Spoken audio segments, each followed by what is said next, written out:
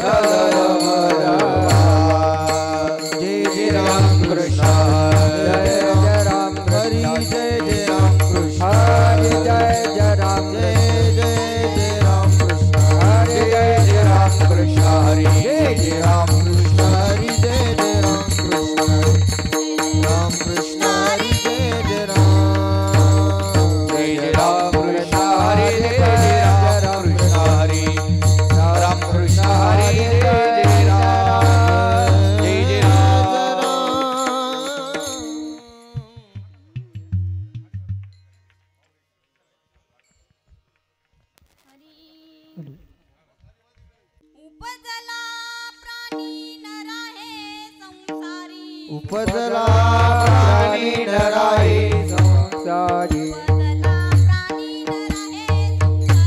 उपजला प्राणी नराये संसारी बैसला शेजारी काळवोचा बैसला शेजारी काळवोचा आहे तो मंदिर घेऊन जाई बोका आहे तो मंदिर घेऊन जाई बोका तैसा काळ लोकाने तासे तैसा काळ लोकाने तासी काचे घरी आजा पुत्र राही काच्या घरी आजा पुत्र राही कसा वाचे गाय वाचे कैसे कसा वाचे गाय वाचे कैसी पाये तो मंदिर घेऊन जाये बोका तो मंदिर घेऊन जाये बोका तैसा काळ लोकाने तासी तैसा काळ लोकाने तासी कामने काही करा काळवाची कामने काही करा काळवाची आईचे घडे पुन्हा नाही नाचे आईचे घडे पुन्हा नाही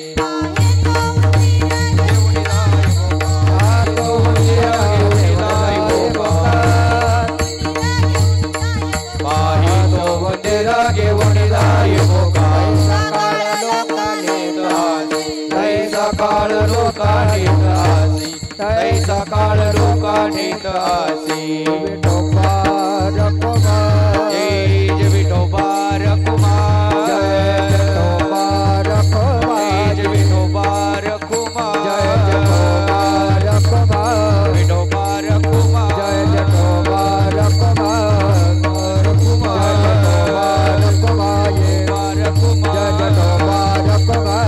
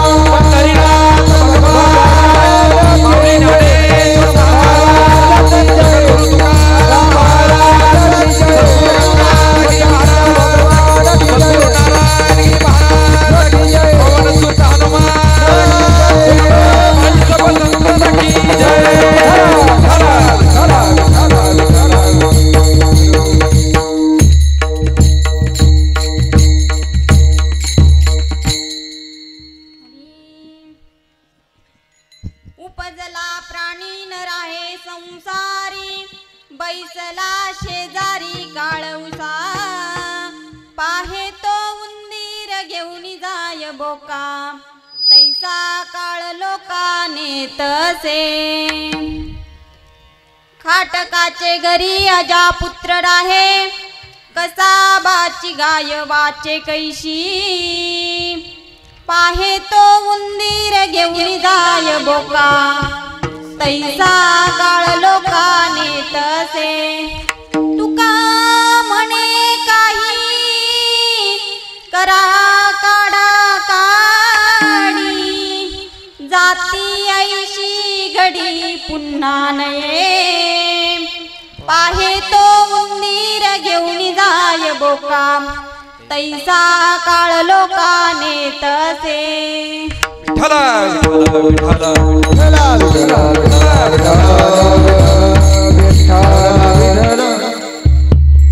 नमो विठ्ठला राजया पांडुरंगा, नमो रुक्मिणी माऊली ज्ञानगंगा, नमो पुंडलिका, नमो चंद्रभागा, नमस्कार माझा रुक्मिणी पांडुरंगा. पांडुरंगा करू प्रथम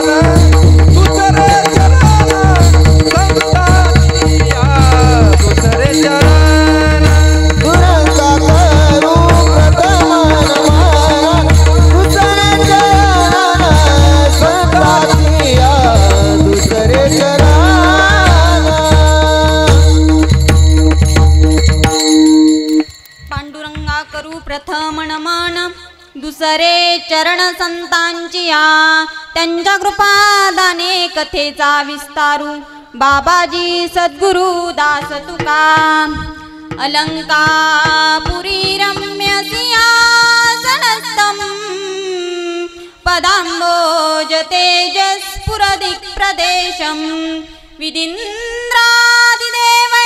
सदा स्तूयमानं समाधिस्थमूर्तिं भजे ज्ञानदेवं जयति तेदिकं जन्मना व्रज श्रयत इंदिरा शश्वदत्रहि दयात दृश्यात्मा दिक्षुतावकाश वैधृता सव स्वामी चिन्वते नमो जन्मभूमी जिथे जन्मले मी नमो कर्मभूमी जिथे वाढले मी नमो अलंकापुरभूमी जिथे ज्ञान पावते जाहले मी नमो भारत राष्ट्रभूमी जिच्यासाठी यावा मी कामी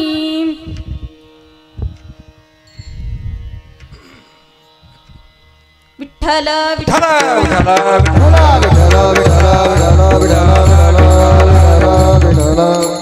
उपजला प्राणी न राहे संसारी बैसला शेजारी काळवसा पाहे तो उंदीर घेऊन जाय बोका तैसा काळ लोकाने तसे प्रस्तुत प्राप्त प्रसंगी प्राप्त स्थळी प्राप्त वेळी कीर्तन रूपी सेवेकरिता निवडलेला अभंग जगद्गुरु जगद्वंदनीय वैराग्याचे मूर्तिमंत पुतळे तुमच्या आमच्या सारख्या जड जीवांच्या उद्धाराकरिता गाथारूपी पंचमवेद निर्माण करणारे नव्हे नव्हे तर तो तळागाळापर्यंत पोहोचवणारे श्रीमंत साधू जगद्गुरु तुकोबराया यांचा उत्कृष्ट असा 4 चरणाचा आणि उपदेशपर प्रकरणातील अभंग आज आपण या ठिकाणी सेवेकरता निवडला आहे विठ्ठल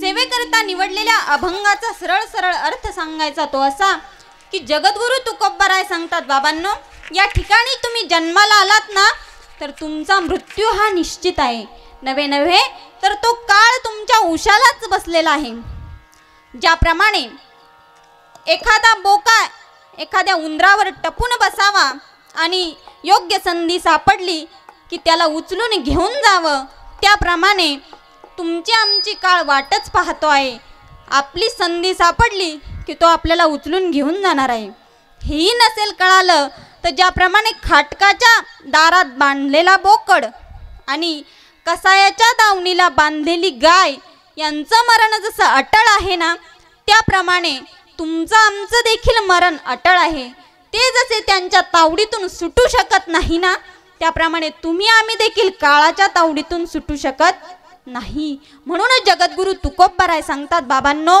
तुका म्हणे काही करा काढा काढी जाती ऐशी घडी पुन्हा नये आत्ताची वेळ आत्ताची घडी जी निघून चाललेली आहे ना आपल्या हातातून ती आता पुन्हा परत वापस येणार नाहीये म्हणून आज याच क्षणाला आपल्या उद्धाराचा जो मार्ग आहे तो तुम्ही धरा असा साधा सोपा आणि सरळ या 4 चरणांचा अर्थ विठ्ठल विठ्ठल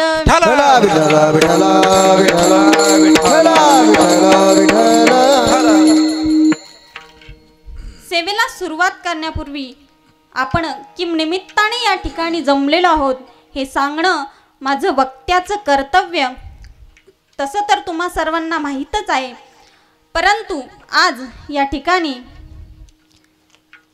स्वर्गवासी गंगा भागीरथी मथुराबाई राधाकिसन पाटील गागरे यांच्या प्रथम पुण्यस्मरणाच्या निमित्ताने त्यांचे मुलगा श्री सुरेश राधाकिसन पाटील गागरे मुलगी सौ कडूबाई रघुनाथ पाटील फोपशे त्यांचे नातू श्री सचिन सुरेश पाटील गागरे म्हणजे आमचे मेहुणे दुसरे नातू श्री आदिनाथ बापूसाहेब पाटील वाघ आणि मुकेश बापूसाहेब पाटील वाघ तसेच त्यांचे पुतणे मेजर ताराचंद पाटील गागरे आणि डॉक्टर कैलास पाटील गागरे हा संपूर्ण गागरे पाटील परिवार या परिवाराने आपल्या आईच्या आपल्या आजीच्या प्रथम पुण्यस्मरणाच्या निमित्ताने हा जो काही कार्यक्रम या ठिकाणी आयोजित केलाय, त्या कार्यक्रमानिमित्त आज ठेवलेली ही कीर्तनरूपी सेवा माझ्यासारख्या पामराच्या वाटेला आली ही मी माझं भाग्य समजते. आज या ठिकाणी उपस्थित सर्व गुणीजन मंडळी, गायनाचार्य हरिभक्तपरायण सोपान महाराज दिवे, दत्तात्रय महाराज बेलकर, दत्तात्रय महाराज मुसमाडे, तसेच आमचे मामा हरिभाऊ महाराज गरुड, आमच्या गावातील प्रसिद्ध गायनाचार्य चंद्रकांत महाराज जाधव ते सुद्धा आज या ठिकाणी उपस्थित आहेत. तसेच इथे उपस्थित मृदुंगाचार्य भरत महाराज नरोडे, हार्मोनियम वादक सुभाष माऊली बेलकर आणि साऊंड सिस्टीमवाले दादासाहेब मुसमाडे तांबेरे, तसेच या ठिकाणी आवर्जून उपस्थित असलेले यूट्यूब चॅनल भगवंत कीर्तन श्री दीपकजी कोल्हे, सर्वांचे मनापासून आभार मानते. तसेच आज या ठिकाणी उपस्थित माझे पती ऋषिकेश पाटील काळे ते सुद्धा या ठिकाणी उपस्थित आहेत. तसेच तुम्ही सर्व गुणीजन मंडळी आणि बसलेले सर्व श्रोतृवृंद, तसेच आमचा समस्त काळे पाटील परिवार ते सुद्धा या ठिकाणी कीर्तनाकरता आवर्जून उपस्थित आहेत. तसेच कुणी चुकून हुकून राहिलं असेल तर सर्वांच्या चरणी नतमस्तक होते आणि माझ्या कीर्तनरूपी सेवेला सुरुवात करते. विठ्ठल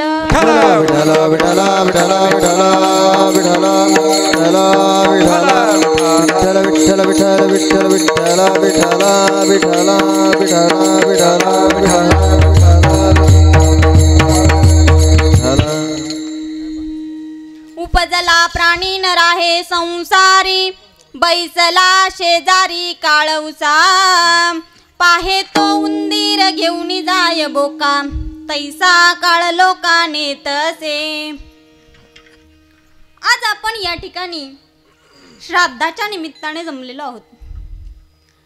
सकल साधू संत आपल्याला सांगतात की जोपर्यंत आपले आईवडील, आपले पितर आपल्यामध्ये जिवंत आहेत तोपर्यंत त्यांचा शेवट, आपण जिवंत आहे तोपर्यंत आपला शेवट आपल्याला गोड करता येतोच, परंतु इथून गेल्याच्या नंतरही आपल्याला आपल्या पितरांच्या ऋणातून मुक्त होता येतं, त्यांचा शेवट या ठिकाणी गोड करता येतो. तो कशा निमित्ताने? तर आपण जो आज सोहळा या ठिकाणी साजरा करत आहोत, या निमित्ताने आज गंगा भागीरथी मथुराबाई राधाकिसन पाटील गागरे यांचा शेवट नक्कीच गोड झाला असं म्हणायला काही हरकत नाही. कारण माऊली ज्ञानोबा सांगतात की बाबांनो, या ठिकाणी जन्माला आलेला प्रत्येक जीव हा सुखाची अपेक्षा करत असतो. सर्व सुखाची आशा जन्म गेला, क्षण एक मुक्ती यत्न नाही केला, हिंडता दिशाशी न पावला, माया वेष्टीला जीव माझा. प्रत्येक जीवाला संसारामध्ये सुखाची अपेक्षा लागलेली आहे. माऊली ज्ञानोबा सांगतात की बाबांनो, तुम्हाला जर जीवनामध्ये सुख पाहिजे असेल तर एक काम करा. काय करा? कुलधर्म चाळी, विधी निषेध पाळी, मग सर्व सुखे तुझ सरळी दिदली. माऊली सांगतात बाबांनो, जीवनामध्ये तुम्ही कुलधर्माचं जर पालन करत असाल तर तुम्हाला जीवनामध्ये सुखाची प्राप्ती अवश्य होईल. मग कुलधर्माचं पालन करणं म्हणजे नेमकं काय करणं? तर कुलधर्माचं पालन करणं म्हणजे आपलं जे ग्रामदैवत आहे त्या ग्रामदैवताच्या नावाने देवकार्य आणि आपल्यातून जे पितर या ठिकाणाहून गेलेत त्या पितरांच्या नावानं पितृकार्य करणं म्हणजे कुलधर्माचं पालन करणं. आता देवकार्य म्हणजे नेमकं काय? तर आपल्या पवित्रनाम पवित्र तांभेरे नगरीमध्ये जो आता आपल्या भगवान रामचंद्रांचा जन्मोत्सव जो साजरा होणार आहे, ज्यात आम्हाला फार आग्रह होता की आज त्या ठिकाणी पत्रिकेंचं पूजन होतं, परंतु आमच्याच्याने काही येणं झालं नाही. थोडा लेट आम्हाला त्या ठिकाणी झाला, म्हणून दिलगिरी व्यक्त करते आणि जो आपला हा सोहळा या ठिकाणी साजरा होणार आहे रामनवमीच्या निमित्ताने, हे झालं आपलं देवकार्य. आणि या पितृकार्य म्हणजे काय, तर आज या ठिकाणी या गागरे पाटील परिवाराने आपल्या आईच्या, आपल्या आजीच्या ऋणातून मुक्त होण्याकरिता हा जो सोहळा या ठिकाणी साजरा करण्याचा प्रयत्न केला आहे, तो सोहळा ते श्राद्धाचं निमित्त, हे वर्ष श्राद्ध साजरं करणं म्हणजेच आपल्या पितरांच्या ऋणातून मुक्त होण्याकरता पितृकार्य करणं होय. आपल्यातून जे गेलेत त्यांच्या ऋणातून आपण मुक्त होण्याकरता हा सोहळा करणं फार गरजेचं आहे, कारण त्यांचे आपल्यावर फार मोठे उपकार असतात.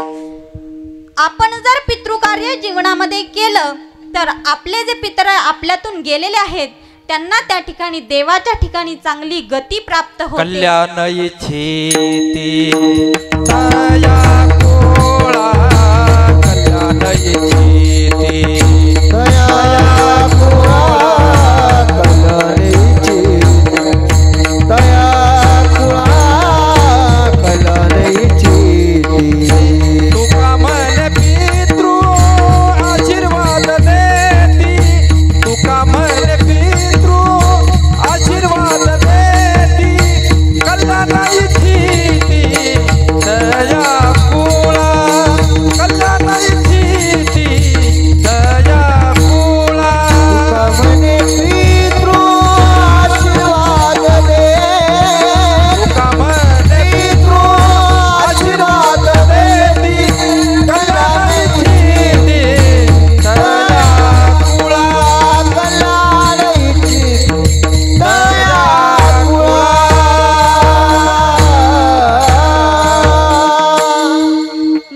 तुका म्हणे पितृ आशीर्वाद देती, कल्याण इच्छिती तया कुळा.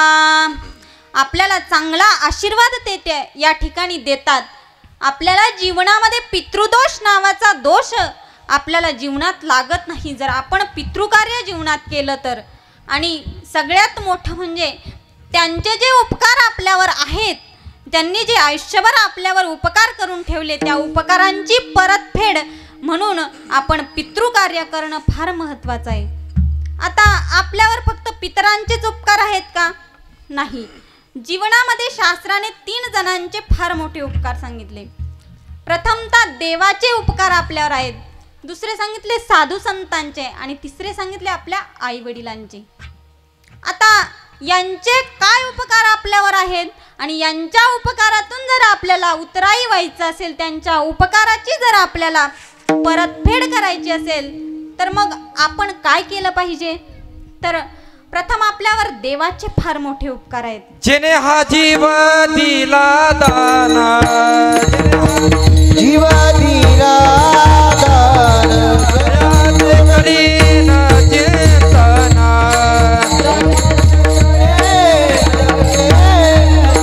जगत जीवना नारायणा, जगत जीवना नारायण. काही ना कोण दयाचे जीव दिला दाना, जेने हा जीव दिला दाना.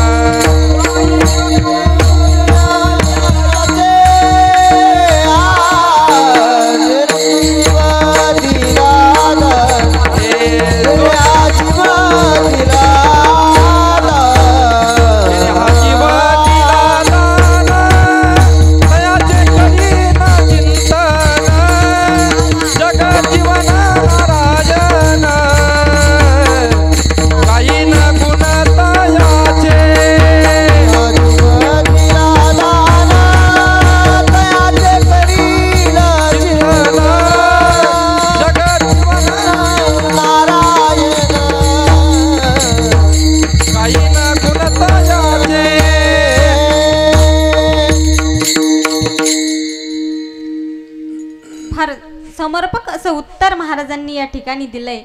खूप छान प्रमाण दिलं. आता मला सांगा, या ठिकाणी बसलेल्यापैकी कुणी या ठिकाणी पैसे देऊन जन्माला आलाय का हो?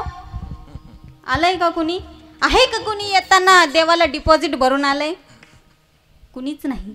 भगवंताने हा देह आपल्याला दान म्हणून दिलाय. कशासाठी दिलाय? गायीन गुण तयाचे, त्याचे गुण गाण्याकरता हा देह आपल्याला या ठिकाणी दिलाय. मग आपल्याला देह कशा करता दिला? तर त्याचे गुण गाण्याकरता. मग आपण गातो का? गातो का? आता काही गातेही असतील आणि काही न गाणारेही असतील. त्या भगवंताचं चिंतन आपण या ठिकाणी आल्याच्या नंतर केलं पाहिजे. परंतु इथे आल्याच्या नंतर माणसाला ज्या कार्याकरता आपण आलोय ना त्याचं ध्यानच राहत नाही. बरीच लोक अशी आहेत की त्यांचा आणि कीर्तनाचा कुठेही संबंधच नाही. भजनाचा आणि त्यांचा कुठेच संबंध लागत नाही. त्यांना नको वाटतं जीवनामध्ये भजन कीर्तन. अशांकरता आपल्याकडे एक म्हण आहे, जन्माला आला हेला आहे ना तुमच्याकडे पण. म्हणजे वाया येरझार हरिवीन. या ठिकाणी जन्माला आला आणि बिना भजन करता बिना देवाचं नाव घेता जर या ठिकाणाहून गेला तर माऊली सांगतात की त्यानं जन्म घेणं आणि मरण म्हणजे वाया येरझार हरिविन. भगवंताच्या नामाशिवाय त्याचा जन्म व्यर्थ आहे. नाही तरी गेला जन्म वाया, नाही तरी गेला जन्म वाया, नाही तरी गेला जन्म वाया, नाही तरी गेला जन्म वाया. सांगतो तुम्हासी भजारे विठ्ठला, नाही तरी गेला जन्म वाया, नाही तरी गेला जन्म वाया. सांगतो तुम्हासी भजारे विठ्ठला, नाही तरी गेला जन्म वाया, नाही तरी गेला जन्म वाया.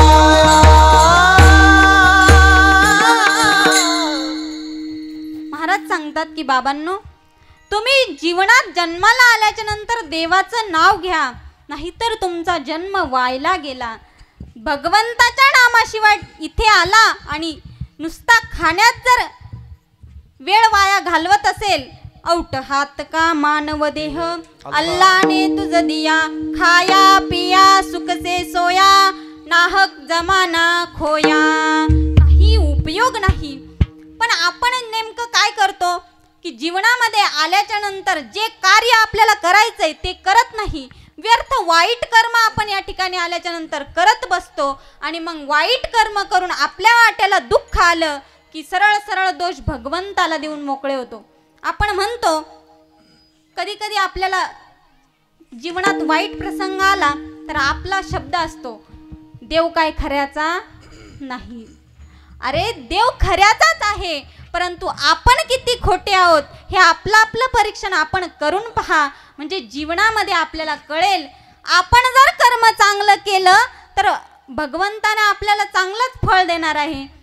आपण जर कर्म वाईट केलं तर कर्माचं फळ आपल्याला भोगावंच लागणार केले आहे. कर्म झाले त्याची भोग आले, केले कर्म झाले त्याची भोग आले, केले कर्म झाले त्याची भोग आले, केले कर्म झाले त्याची भोग आले. केले कर्म झाले त्याची भोग आले, केले कर्म झाले त्याची भोग आले, केले कर्म झाले त्याची भोग आले, केले कर्म झाले त्याची भोग आले. हे उपजले मेले ऐसे किती, ऐसे किती, बसले मेरे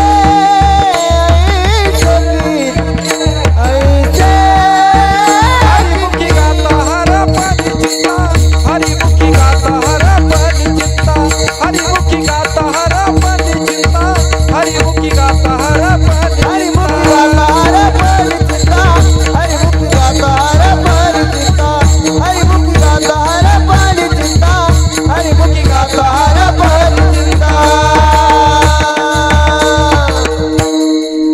केले कर्म झाले तेची भोग आले, उपजले मेले ऐशे किती. अहो आपल्याला कर्माचं फळ भोगावं लागतं यात नवल नाही, स्वतः भगवान परमात्म्याला सुद्धा त्याच्या कर्माचं फळ भोगावं लागलं. कर्मे श्रीराम वनवासा गेला, कर्मे दशरथ वियोगे मेला, कर्मे रावण क्षय पावला, वियोग घडला सीता देवी. स्वतः भगवंताला देखील त्याच्या कर्माचं फळ भोगावं लागलं. आपण म्हणतो की कैकेयी मातेमुळे भगवंताला वनवासाला जावं लागलं, परंतु भगवंत सांगतात माय कैकेयी ना दोषी नये दोषितात, राजत्याग कानन यात्रा असे कर्म जात. ते सांगतात की बाबांनो, जीवनात मला जर दुःख भोगावं लागलं असेल तर ते माझ्या कर्माचं फळ आहे. त्यात माझ्या आईचा काहीच दोष नाही. मीच केलेल्या कर्माचं फळ माझ्या वाट्याला आलं. म्हणून तुम्ही सुद्धा जीवनामध्ये चांगलं कर्म करा. मग चांगलं कर्म केलं तर तुमच्याही वाट्याला चांगलंच फळ या ठिकाणी भोगण्याकरता येईल. म्हणून जीवनामध्ये तुम्हाला जर वाटत असेल ना, भगवंताने दिलेल्या या देहाचं काहीतरी सार्थक व्हावं, त्याच्या उपकाराची परतफेड व्हावी, तर जीवनामध्ये भगवंताचं नाम घ्या. म्हणजे नक्कीच त्याच्या उपकाराची परतफेड झाल्याशिवाय राहणार नाही. दुसरे उपकार सांगितले संतांचे. संतांचे काय उपकार आहे तो आपल्यावर? मज निरंतर जागविती. काय सांगू आता संतांचे उपकार? मज निरंतर जागविती. पदोपदी पावलो पावली आपल्याला जागा करण्याचा प्रयत्न संत या ठिकाणी करतात. संत सांगतात की बाबांनो, तुम्ही जीवनामध्ये एखाद्या देवाला नाही भजलं तरी चालेल, कुण्या संतांना नाही शरण गेले तरी चालेल, परंतु जीवनात तुमचे जे आईवडील आहे ना, जन्म देणारे तुमचे माता पिता आहेत ना, त्या माता पित्यांना कधी जीवनात विसरू नका. त्यांचे तुमच्यावर फार मोठे उपकार आहेत. केले उपकार सांगू मी काय,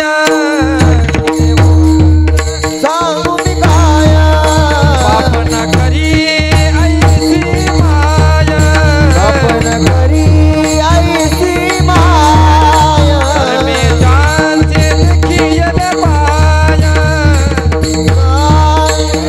रे माया.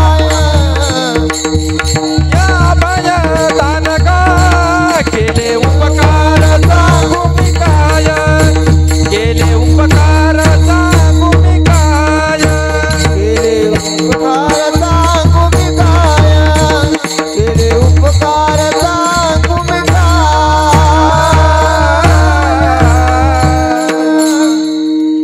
जीवनामध्ये आई वडिलांचे इतके उपकार आहेत आपल्यावर, वर्णन न करण्या इतके.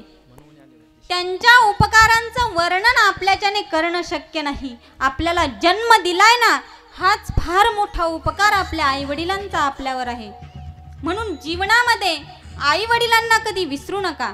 काय लागतं हो आई वडिलांना जीवनामध्ये? जीवन जगत असताना आपण मोठे झालो म्हणजे काय, आपण आभाळाला टेकलो नाही. आपण मोठे झालो म्हणजे आपण आपल्या आई वडिलांना विसरावं असं नाही. जीवनामध्ये आपल्या आई वडिलांना सुद्धा तितकंच महत्त्व आहे तोपर्यंत आपल्याला कळत नाही, आणि जेव्हा ते आपल्यातून निघून जातात ना, मग तेव्हा आठवण येते. मग तेव्हा पस्तावण्यापेक्षा आत्ताच आपण सावध झालेलं बरं. कारण एकदा का जीवनात आई निघून गेली की ती आई परत येणं शक्य नाही, आणि एकदा का जीवनातला बाप निघून गेला की बाप पुन्हा येणं शक्य नाही. आई आई करीते आई कोणीच होईना, माझ्या आईची गसर शेजे नारीला येईना. आई आई करीते आई सुखाचा सागर, तिच्या कर्तृत्वाचा वृक्ष बहरला डेरेदार. आई आई करीते आई साखरेचा खडा, घालता तोंडात गोड झाल्या दात दाढा. जीवनामध्ये एकदा का आई गेली की ती आई पुन्हा होणं शक्य नाही. तुम्ही किती आई आई म्हटलात तर आई परत येते? आपण जीवनामध्ये म्हणतो माय मरो आणि मावशी उरो. मला सांगावं किती मावशीनं प्रेम केलं म्हणजे तिच्या प्रेमाला आईची सर येते? नाही येत. ऐशी कळवळ्याची जाती, ऐशी कळवळ्याची जाती, कळवळ्याची जाती, आईची कळवळ्याची जाती.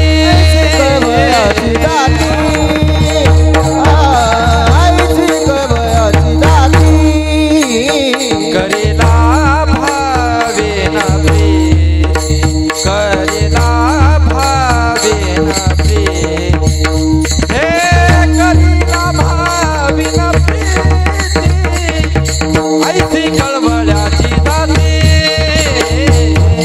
ऐशी कळवळ्याची जाती. करीला भावीन प्रेम, करेला भावेन प्रेम, करीला भावीन प्रेम, ऐशी कळवळ्याची जाती. आईची कळवळ्याची जाती.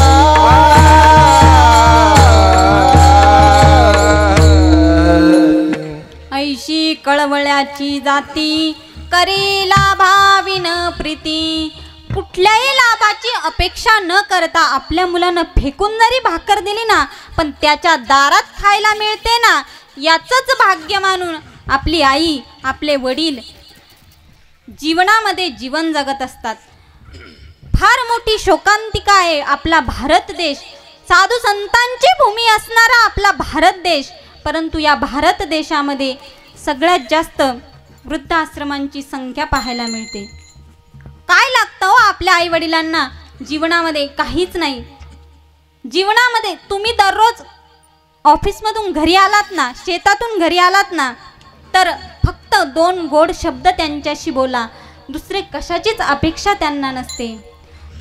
लाख दे शिव्याती तू झडकारून टाक, आई गेल्यावर कोणा मारशील हाक, जगी आई विना कुणी ना कुणाचे, नका दुर्दशा करू.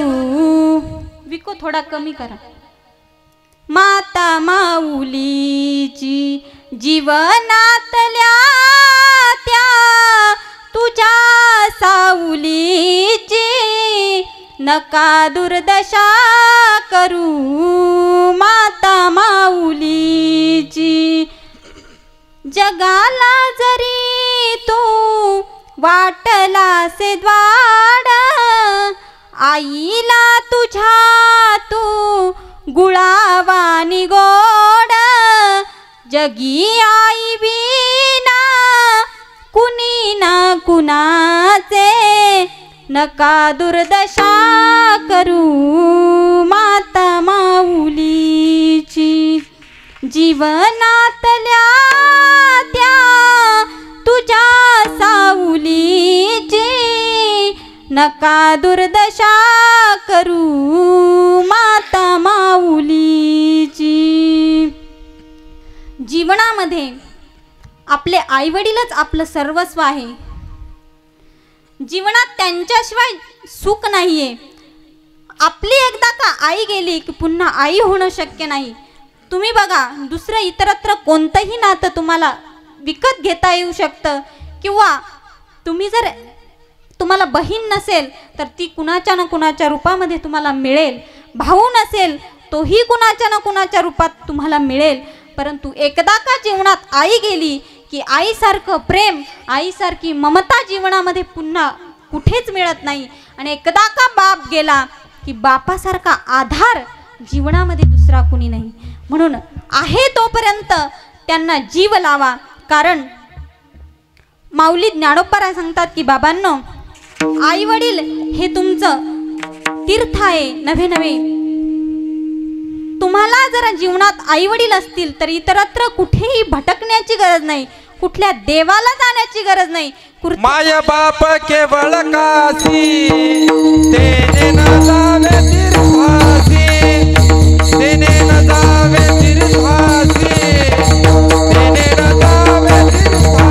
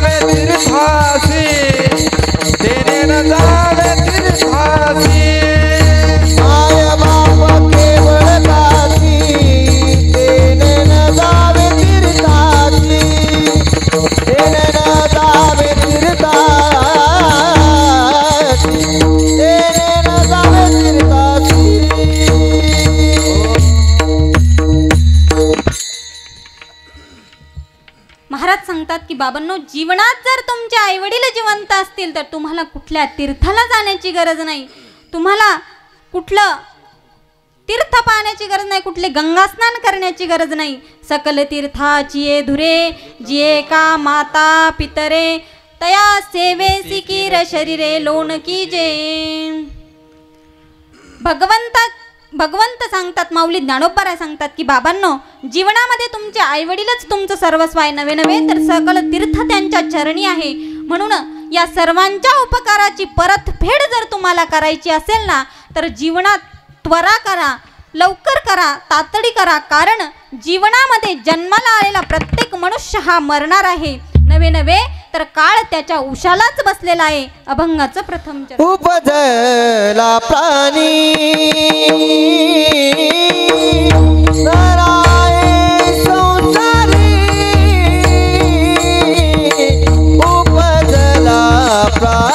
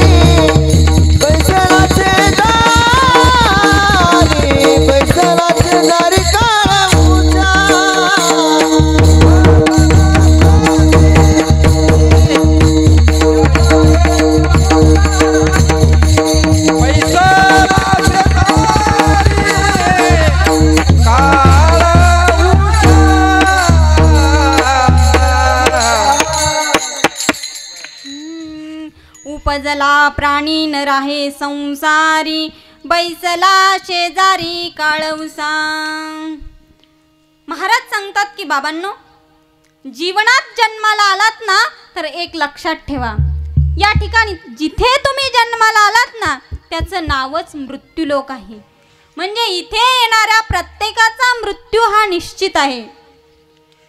म्हणून आपण या ठिकाणी जन्माला आलोत ना, ज्या कार्यासाठी आलोत ते कार्य करण्याचा प्रयत्न करा. एक जण म्हणला का, हो महाराज मी सुद्धा इथे मरेल का? कारण माणसाला असा भ्रम आहे की एकदा का माणूस जीवन जगायला लागला, एकदा का इथे येऊन या मायाजाळात गुंतला की त्याला आपल्या मृत्यूचं ध्यानच राहत नाही, त्याला भानच राहत नाही की मी मरणार आहे. त्याला असं वाटतं की मी मरणारच नाही. एक जण म्हटला, मी पण मरेल का? पामर जीव की पामर जीव की कीर्ती पामर, जीव की कीर्ती पामर. एथनाई ओर आले अवतार,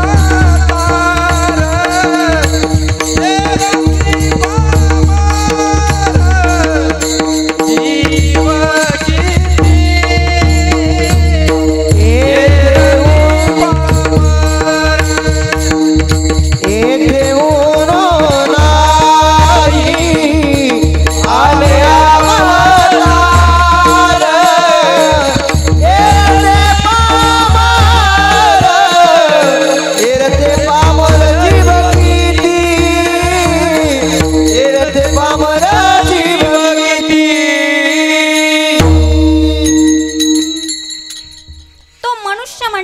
बाबा मी सुद्धा मरेल का?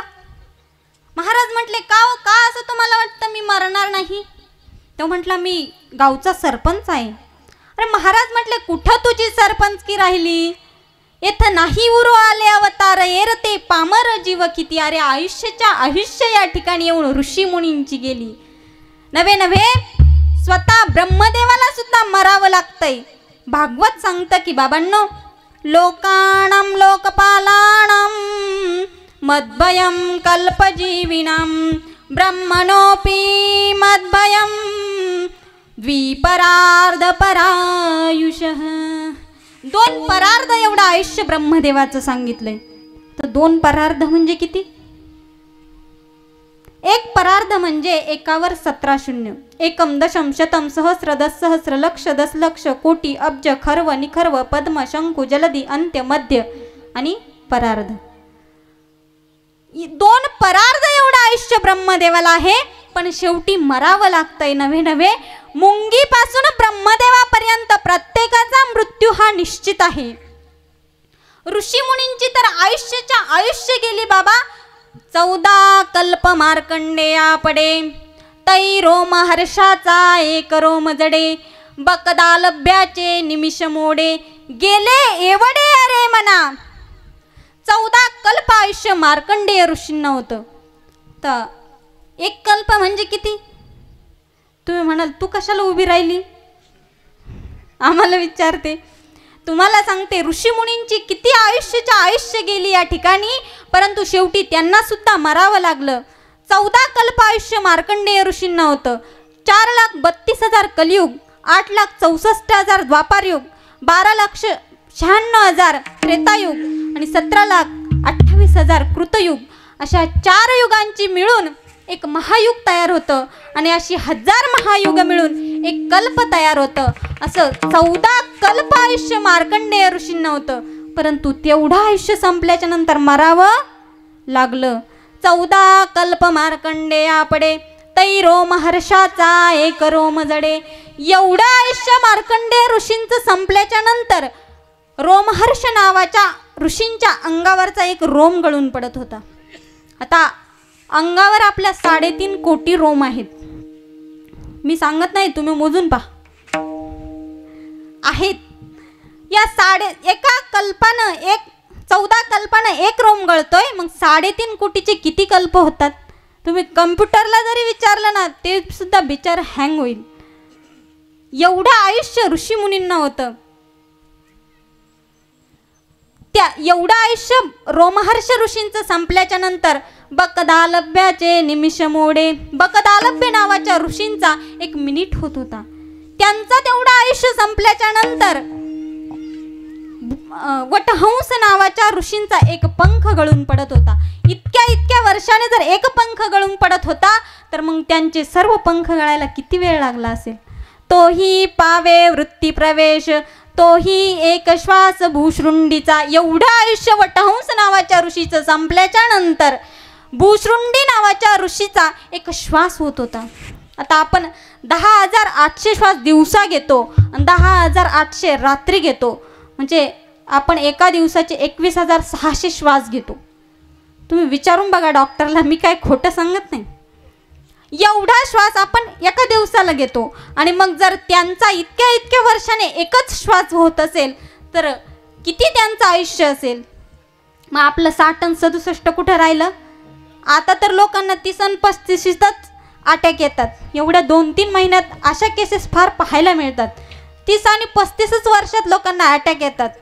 तरी सुद्धा लोकांना अभिमान सुटत नाही. अरे स्वर्गलोकीच्या देवांना सुद्धा मरावं लागतंय. 9 भी मर गए, 10 भी मर गए सहस्राठ्याशी. 10 भी मर गए 9 भी मर गए, 10 भी मर गए सहस्राठ्याशी.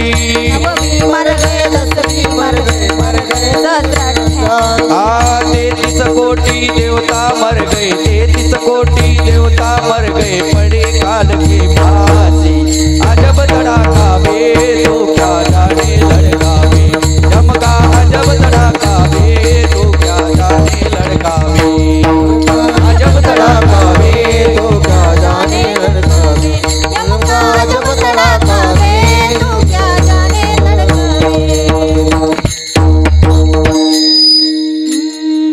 9 भी मर गए, 10 भी मर गए सहस्र 88।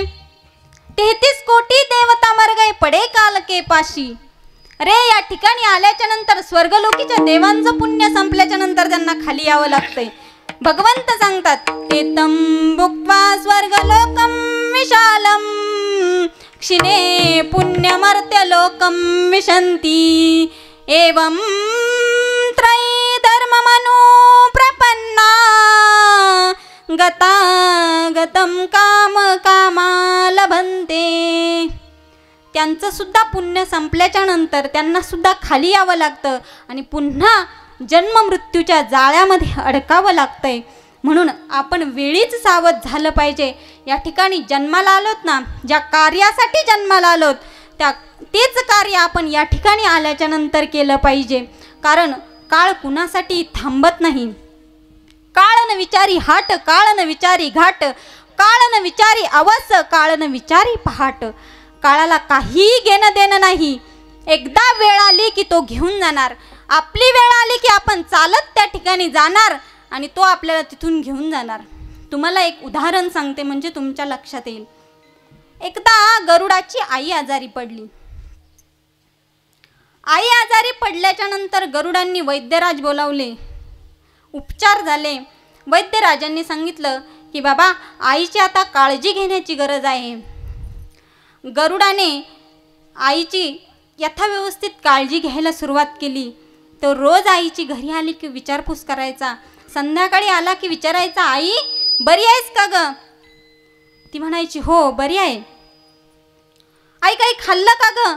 हो बाळा आज मी थोडासा भात खाल्ला. बरं वाटतं ना तुला? हो. आणि आपल्याकडे पद्धत आहे, कुणी आजारी पडलं की आपल्याला भेटायला पाहुणे येतात. तुमच्याकडे येतात ना? हां, म्हणजे आपल्याकडे भेटण्याकरता पाहुणे येतात. तसे गरुडानं विचारलं, आई तुला कोणी भेटायला आलतं का ग? आई म्हटली हो आलतं ना बाळा, आज मला इंद्र आणि शची दोघंही भेटून गेले. हो का आई, बरं झालं. दुसऱ्या दिवशी गरुड महाराज घरी आले की विचारायचे, आई बरी आहेस का ग? आई म्हटली हो बरी आहे. आई काय खाल्लं ग आज? आई म्हटली काही नाही बाळा, मी आज छान पोळी भाजी खाल्ली, मला आज बरं वाटतंय बरं का. आई तुला कोणी भेटायला आलतं का? हो आज माझ्याकडे भोले बाबा आले होते. बरं बरं आई ठीक आहे. तिसऱ्या दिवशी असंच आले आणि विचारलं, आई बरं आहे का ग? आई म्हटली हो. आज कुणी आलतं का? हो. कोण आलतं? आज यमदेव आले होते. यू मनातच म्हटलं रिकाम्या हाताने परत गेले, कारण ते आल्यावर कधी रिकाम्या हाताने जात नाही. म्हटले आई काय म्हटले तुला? काही नाही बाळा, बोलले माझ्याशी छान, नारळ पाणी आणलं होतं माझ्यासाठी. अरे पण जाताना गालातल्या गालात हसत होते. हो का? आई आता आपल्याला इथे थांबायचं नाही, तू आवर पटकन. कुठे जायचं रे बाळा? आई तू आवर, मी तुला सांगतो आपल्याला कुठे जायचं. आईला घेतलं, आपल्या खांद्यावर टाकलं आणि तिथून लांब हिमालयाच्या पर्वतरांगेत घेऊन गेले. तिथे एका गुहेमध्ये आईला छान शय्या तयार केली आणि आई त्याच्यावर झोपणार तेवढ्यात यमदेव हजर झाले. यमदेव आलेले पाहिले. गरुडाने विचारलं, काय हो तुम्ही काल पण आले होते? हो आलतो ना. आणि काल जाताना हसत होते? हो हसत होतो. का हो, का हसत होते? अरे मी काल तुझ्या आईला भेटण्याकरता आलो आणि विचार करत होतो बाबा एवढी थकलेली ही म्हातारी, हिच्याच्याने उठवल्या जात नाही आणि हिचा मृत्यू इतक्या लांब हिमालयाच्या डोंगर रांगेत आहे आणि इतक्या लांब ही कशी जाणार? मी विसरलोच होतो रे. पण हिचा मुलगा गरुड आहे, त्याला कुठल्याही वाहनाची गरज नाही, कशाचीच गरज नाही. सेकंदात आईला घेऊन कुठेही जाऊ शकतो. पटकन प्राण उचलले आणि यमदेव घेऊन गेले. मला सांगण्याचं तात्पर्य काय की आपला मृत्यू जिथे आहे ना तिथे आपण स्वतःहून चालत जातो. म्हणून कुठे आपला मृत्यू आहे हे आपल्याला सांगता येत नाही आणि माहीत असलं तरी प्रत्येकाचा मृत्यू हा निश्चित आहे. म्हणून कितीही माहीत जरी असलं तरी आपल्याला शेवटी मरावं लागणार आहे. प्रत्येक प्रत्येकाला जाणार आहे. उपजे ते नासे, नासिले ते पुनरुपी दिसे, हे घटिका यंत्र जैसे परिभ्रमेगा. इथे आलेल्या प्रत्येकाला जाणच आहे. कुणीही थांबण्याकरता इथे आलेलं नाही आणि आपल्याकरता इथे कुणी थांबणार नाही. म्हणून एक सुभाषितकार सांगतात बाबांनो, या ठिकाणी जन्माला आलात ना, जे करायचंय ना ते चांगलं कर्म करा. वाईट व्यर्थ या संसाराच्या मायाजाळामध्ये गुंतू नका. धनानी भूमो पशवश्च गोष्टे, भार्या गृहद्वारे जनः स्मशाने, देह जितायां परलोक मार्गे, कर्माणि गो गच्छति जीव एकम्. सुभाषितकार सांगतात बाबांनो, आपण इथे आलो की आपल्याला वाटतं धन माझं, मी कमवलेला पैसा माझा, ही शेती माझी, मुलगा माझा, बायको माझी, पण इथे कुणीही आपलं नाही. तुम्ही कमवलेलं धन भूमीमध्ये राहणार आहे. तुम्ही कार घेतली असाल तर ती कार शेडमध्ये राहणार आहे. तुमचे जे नातेवाईक आहेत ते स्मशानापर्यंत येतील. बायको दारातच उभी राहणार आहे. ती काही स्मशानापर्यंत तुम्हाला सोडवायला येणार नाही.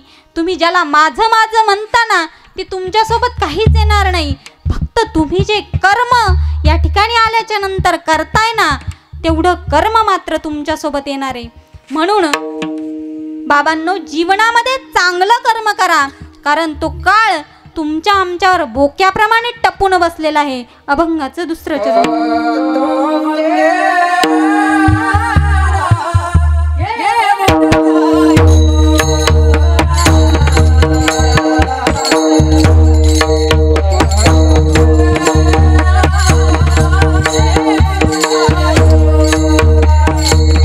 पाहतो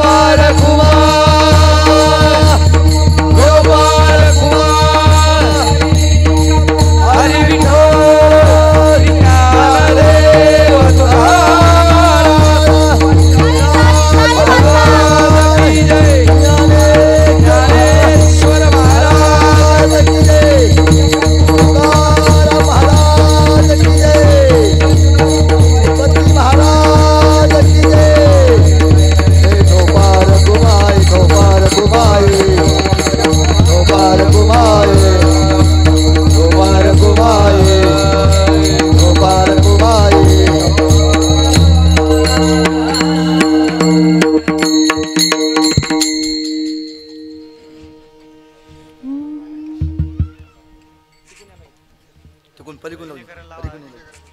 पाहतो उंदीर घेऊन जाय बोका, तैसा काळ लोकाने तसे. महाराज सांगतात की बाबांनो, ज्याप्रमाणे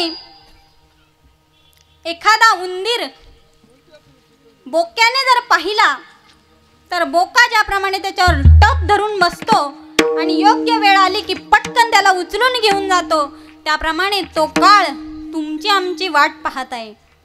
नवे नवे तो आपल्याला वेळ आली की उचलून घेऊन जाणार आहे. आपली वेळ तशी संपत आलेली आहे. आपल्याला 11:45चा टायमिंग दिला होता. जास्त वेळ घेणार नाही, फक्त 10-15 मिनटं. एक रामदास स्वामींचा अभंग तुम्हाला छोटासा सांगते आणि माझ्या सेवेला समाप्ती देते. समर्थ रामदास स्वामी सांगतात की बाबांनो, 100 वर्षाचं आयुष्य आपल्याला कलियुगामध्ये लाभलंय. आता 100 काय आपण पूर्ण घेत नाही. 60, 67, 70च्या वर आपण जात नाही. गेले तर फार जुने म्हातारे असतात ते. या 100 वर्षाच्या आयुष्यामध्ये रामदास स्वामी सांगतात दर 10 वर्षांनी आपल्यामध्ये एक बदल होतोय आणि त्या बदलाचा स्वीकार करता करताच आपलं आयुष्य निघून जातंय. ते सांगतात सावधान, सावध करतात आपल्याला. हा शब्द आपण ऐकलाय का? सावधान. काही म्हणतील ऐकलाय का? आमच्या डोक्यावर पण पडलाय ना. सावधान. ते म्हणतात सावध सावधान वाचे वदा नारायण. 10 वर्षे बालपण 20 वर्षे तारुण्य. अंगी भरला मदन मग कैचा सावधान.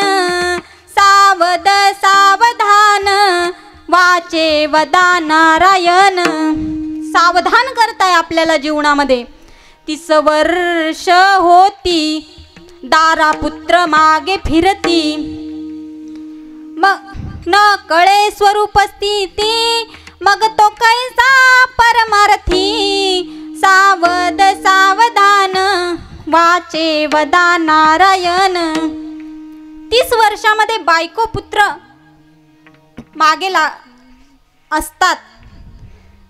लग्न होतं, संसारामध्ये गुंततो, त्याला परमार्थाचं ध्यान राहत नाही. महाराज सांगतात 10 वर्षांनी होणारा हा बदल आहे तुझ्या जीवनामध्ये. बालपणात गेलं, तुला तेव्हा काही कळत नव्हतं. 20 वर्षाचं तारुण्यात, 20वं वर्ष तारुण्यात गेलं, तेव्हाही तुला अभिमान होता, तेव्हाही तुला काही कळालं नाही आपण जीवनामध्ये काय करायला पाहिजे. तरी सुद्धा मी तुला सावध करतो. 30 वर्षाचा तू झालाय बाबा, जीवनामध्ये तुझं लग्न झालंय, तुझ्या मागे पुत्र, तुझी बायको मागे फिरते. लग्न झालंय, लग्न झाल्याच्या नंतर बायको घरात येते आणि आना मागे चालू होतो. मी समजू शकतो, परंतु तरी सुद्धा तू सावध हो. पुढे ते सांगतात 40 वर्ष होती डोळा 40शी आली. 40 वर्षाचा झालास तू. 40 डोळ्याने जे पाहायचंय ते याच्या आधीच ठरवून घे. तुला काय बघायचं आणि काय नाही बघायचं ते 40 वर्ष होण्याच्या आतच ठरव. कारण 40 वर्षाचे झाल्याच्या नंतर दोनाचे 4 डोळे होतात. 40 वर्ष होती डोळा 40शी आली. डोळ्यास बुरळ पडली, डोळ्यास बुरळ पडली मग कैसे दूर आणि जवळी. सावध सावधान वाचे वदा नारायण. 50 वर्ष होती हलती दातांच्या पंगती. महाराज सांगतात की बाबांनो 50 वर्षाचे तुम्ही झालात. 50 दात हलायला लागले तुमचे, याचा काही भरवसा नाही. आल्या आल्या तर नसतातच, म्हणून देव आपली सोय करून ठेवतो. देवाला माहिती आहे, कारण तो या जीवसृष्टीवर कुणाला उपाशी ठेवत नाही. आल्या आल्या आपल्या दात नसतात म्हणून तो आपल्या खाण्याची व्यवस्था करून ठेवतो. पुढे 8-9 वर्षात परत पडतात. पुन्हा पडले की पुन्हा उगवतात आणि नंतर कधी पडतील, तोंडावर पडला तरी गेले, सांगता येत नाही. म्हणून बाबा यांना जप. तुम्हाला एक गोष्ट सांगते, माझी आजी आहे, ती मागचे गेले तरी चालेल परंतु पुढचे जपून ठेवणार. कशासाठी? भजन म्हणण्यासाठी. याच्यातून जर हवा गेली तर स्वर लागत नाही. तिला भजनाची फार आवड आहे म्हणून मागचे दात गेले तर जाऊ दे पण पुढचे त्यांना फार जपते. 50 वर्ष होती हलती दातांच्या पंगती, श्याम केस शुभ्र होती. काळे केस पांढरे होतात. मग आपण काय करतो? पांढऱ्याचे काळे करतो. 50-60 पर्यंत ठीक आहे पण म्हातारे सुद्धा पांढरे केस काळे करतात. आपण कितीही पांढरे केस काळे केले तरी आपलं जे होणार आहे ते काही चुकणार आहे का? नाही. म्हणून 50 वर्ष होती हलती दातांच्या पंगती, श्याम केस शुभ्र होती, त्याला म्हातारा म्हणती. सावध सावधान वाचे वदा नारायण, साठीची बुद्धी नाठी. 60 वर्षाचे झालात तुम्ही, आता बुद्धी काही ठिकाणावर राहिलेली नाही. बुद्धीचं काही सांगता येत नाही. एका गावात कार्यक्रम होता. कार्यक्रमाकरता सप्ताह चालू होता. सप्ताह करता एक महाराज आले. महाराजांचं कीर्तन होतं आणि आल्याच्या नंतर गावकऱ्यांनी त्यांना घरी नेलं, चहा पाणी पाजला आणि महाराजांना म्हटले आम्ही जरा मंडपात जाऊन व्यवस्था बघून येतो. पहिलाच दिवस होता कार्यक्रमाचा, तुम्ही बसा आराम करा, तोपर्यंत आम्ही आलोच. महाराज बसले. घरामध्ये एक 60-65 वर्षाचा म्हातारा होता. म्हातारा लांबूनच म्हटला आले का महाराज? महाराज म्हटले हो आलो. कुठल्या गावचे तुम्ही? मी अमुक अमुक गावचा. बरं महाराज लग्न झालंय का तुमचं? महाराज 20-25 वर्षाचे तरुण होते. लाजले, म्हटले नाही अजून माझं लग्न झालं नाही. बाबा थोडेसे जवळ आले. पोरं बाळं बरे आहेत का तुमचे? आता मला सांगा याला काय म्हणावं?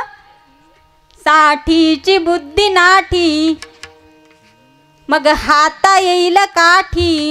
वस वस लागे पाठी, वस वस लागे पाठी, मागे हसती कारटी. सावध सावधान वाचे वदा नारायण, 70ची होय गणना, बैसवेल्या उठवेना, उठवेल्या चालवेना, मनुष्य होय धन्यवाना.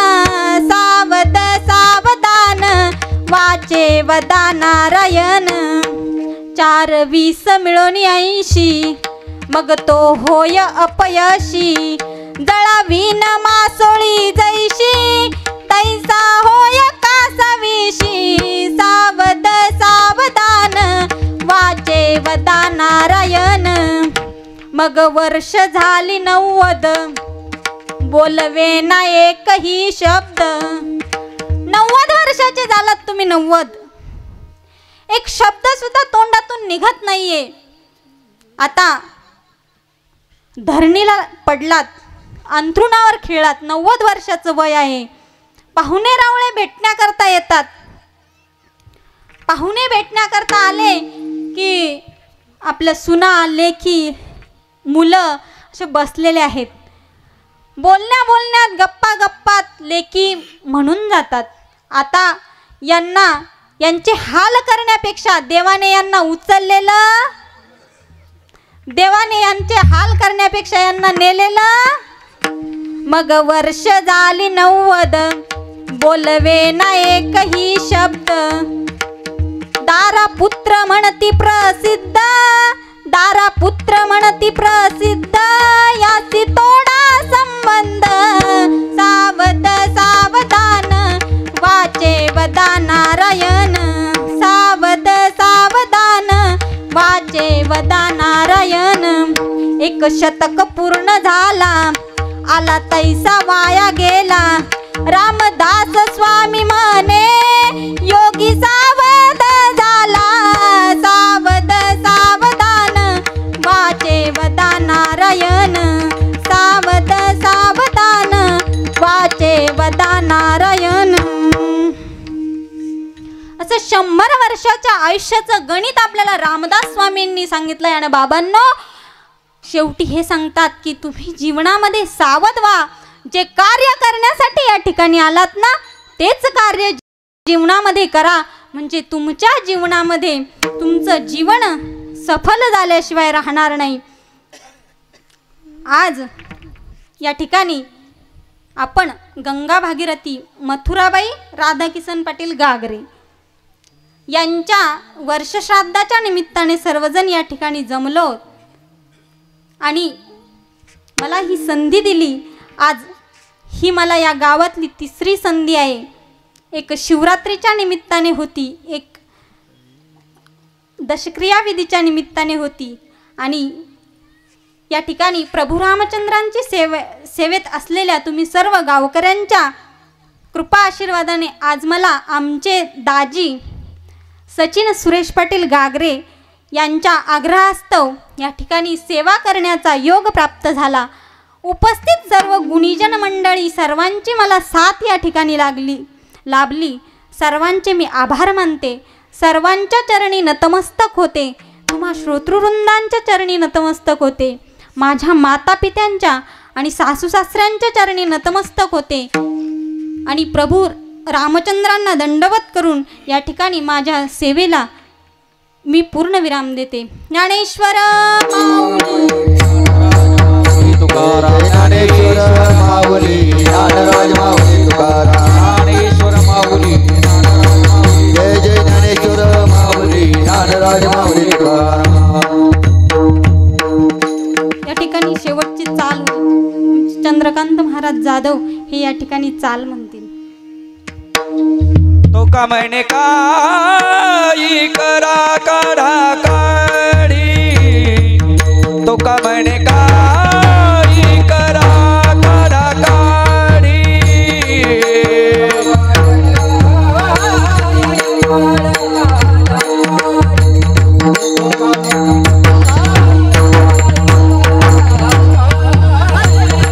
जाती ऐसे घाडी जाती ऐसी गाडी पुन्हा नाही. पाहतो उंदीर घेऊन जाय बोका, पाहतो उंदीर घेऊन जाय बोका.